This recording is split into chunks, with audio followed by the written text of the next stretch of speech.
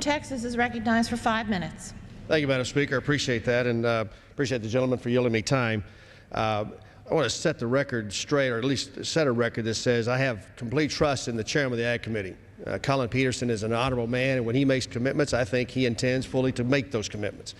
I think we're in a circumstance where he was not allowed to make a commitment that were it his decision alone that we would have a resolution of this issue that would be satisfactory, I think, across the spectrum. I'm a CPA, as is my good colleague from Minnesota, my chairman. One of the things you look for as an auditor in financial statements is consistent application of accounting rules. I want to congratulate this Rules Committee on consistently applying their position of having closed rules on everything of importance that comes down here.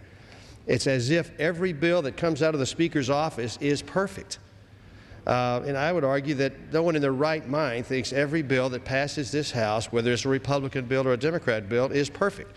There should be the opportunity to say, here's an area in a bill that needs further work.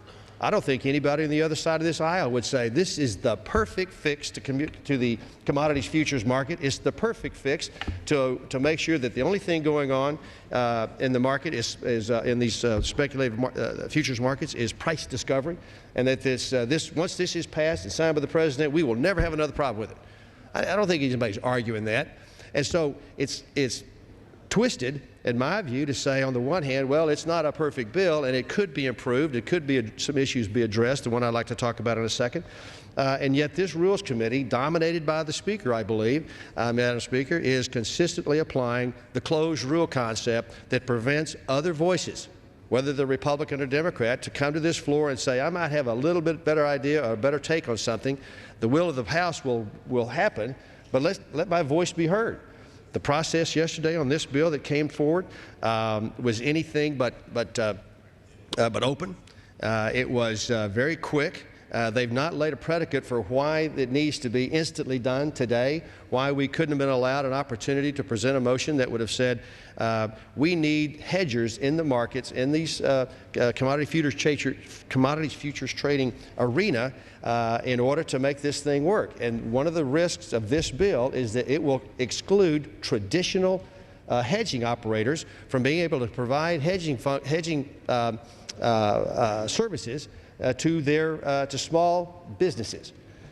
Putting these hedge positions in place, if you're long a commodity, is expensive, and you need size and volume to get the transaction costs down. And so there's an arena of folks in the market who provide these services on behalf of folks who need to hedge. And I think this bill overreaches in its attempt to make sure that we don't have undue speculation in the markets.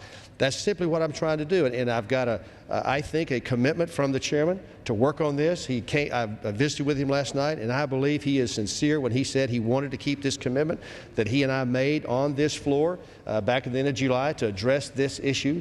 This isn't Republican or Democrat issue. This is an issue that we all should be able to have an independent view on. The previous speaker mentioned the fact that I voted for the bill, and she is absolutely correct. But I voted for the bill because I made a commitment. I made a commitment with my chairman that said, Madam Speaker, if you will work with me on this, then I will vote for this bill. And so I put my green vote up that afternoon, and I can assure you I had no shortage of the 151 Republicans who voted against this bill come to me and say, Conaway, have you lost your mind? What are you doing? This is not a normal position that you would take. And I said, well, I made a commitment to the chairman that I would support working forward in this bill as it moved through the process, either through conference report or whatever, to address the issues that I'm concerned about. And I committed to him that I was going to vote for it. And I kept my commitment. And I don't think the chairman was allowed to keep the commitment he made back to me. And that's an unfortunate circumstance, because we only have our word in this arena. And I believe he kept his word as best he could, but I don't think the Speaker and the dominated Rules Committee allowed him to do something that he should have been able to do, and I should have been able to make to make an amendment here to say, here's what I think is going on, have the discussion, have the folks who disagree with me come down here and talk about that. That's the way the system is supposed to work, certainly the way that every high school civics class in the world would argue that the way this floor works is you have an idea and you have folks for it, you have folks against it, and you come down here and challenge it. This closed rule one more time, consistently applied by this dominated Rules Committee, is wrong. It's just not the way to do it. There is no immediate urgency that we've got to get this passed today or tomorrow. It could have been on the agenda tomorrow and would have had time to bring this amendment down here. So I urge my colleagues to vote against this rule, against this bill. The process is flawed. It does nothing to support energy production in this country, Gentleman's nor time will has it work. expired. Gentlewoman from Ohio.